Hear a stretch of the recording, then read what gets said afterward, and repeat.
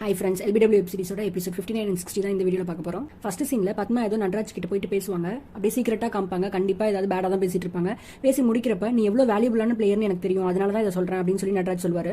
Next சீன்ல anchor அகாடமிக்கும் Sathan ஸ்டார்ஸ்க்கும் match நடக்கும். இது MNCA பிளேயர்ஸ்லாம் பார்க்கறதுக்காக ரொம்ப ஆர்வமா இருப்பாங்க. ஏன்னா ஆங்கர் அகாடமி ஜெயிச்சாதான் அவங்க டோர்னமெண்ட்குள்ள போக முடியும். அதனால ஆர்வமா உட்காந்துருப்பாங்க. அதை வந்து கிரீஷ் பார்த்துட்டு கிண்டல் பண்ணிட்டு போவோம். ஓ, நாங்க ஜெயிச்சாதான் நீங்க உள்ள போக முடியுமா அப்படின்னு கிண்டல் பண்ணிட்டு போவோம்.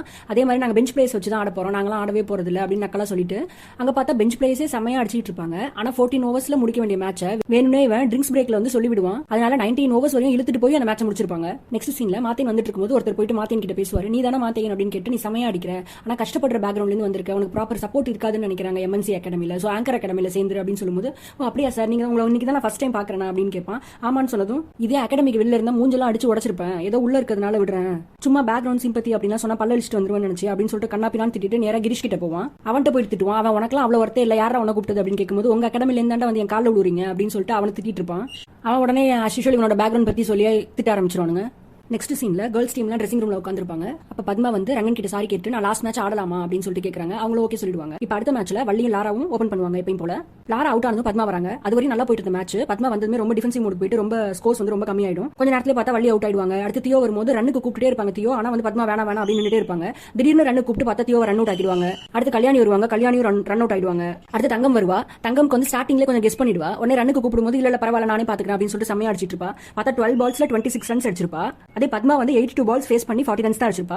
இப்ப ட்ரெஸ்ஸிங் ரூம்ல போயிட்டு எல்லாம் யோசிச்சுட்டே இருக்காங்க. 147 ரன் தான் அடிச்சிருக்கோம் அப்படின்னு சொல்லிட்டு ரங்கன் சொல்றாரு, இது ஒரு நல்ல ஸ்கோர் தான், ஒன்னும் இது பண்ணாதீங்க அப்படின்னு சொல்லிட்டு இதை வந்து நம்ம டிஃபெண்ட் பண்ணிடலாம் அப்படிங்கிற மாதிரி சொல்லுவாரு.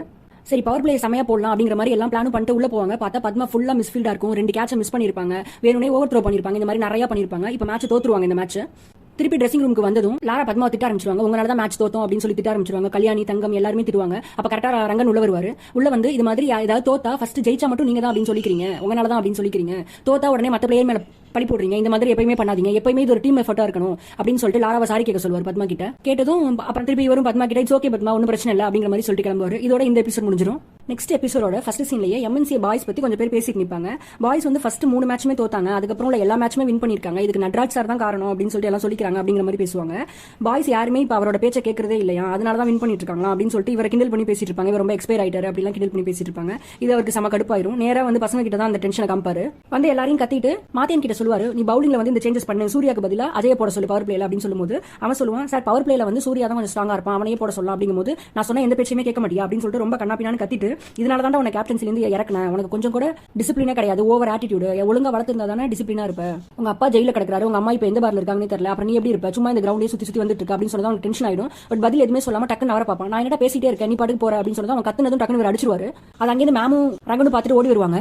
வந்து கேட்டதும் டக்குனு மேமையும் திட்டுவாரு. ஒரு பொம்பளை கையில அகாடமி கொடுத்தா இப்படிதான் இருக்கும் அப்படின்னு திட்டும்போது டக்குனு ரங்கன் அடிக்க போயிடுவான் இவரை. உடனே மேம் சொல்லுவாங்க, இந்த பொம்பளை நினைச்சா உன்னோட கெரியரே காலி பண்ண முடியும் அப்படின்னு சொல்லி ஃபயர்ட் அப்படின்னு சொல்லி அவன் அனுப்பிச்சு வச்சிருவாங்க.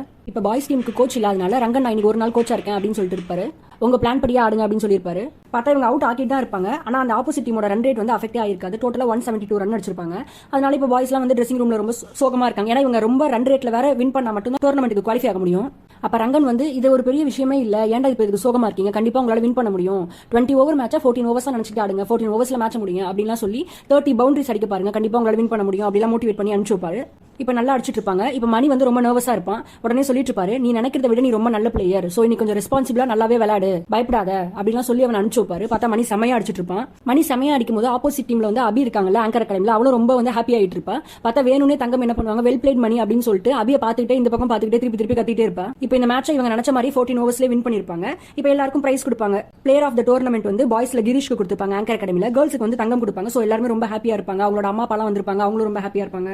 இப்ப பிரைஸ் எல்லாமே கொடுத்துட்டு துளசி வந்து ரங்கனை வந்து லைட்டா பாத்துட்டு போவாங்க. அது ராஜசேகர் பார்த்துட்டு நோட் பண்ணிட்டே இருப்பாரு. ஆல்ரெடி தங்கம் பிரைஸ் வாங்கினதுலேயே அவர் கொஞ்சம் கடுப்பா இருப்பாரு.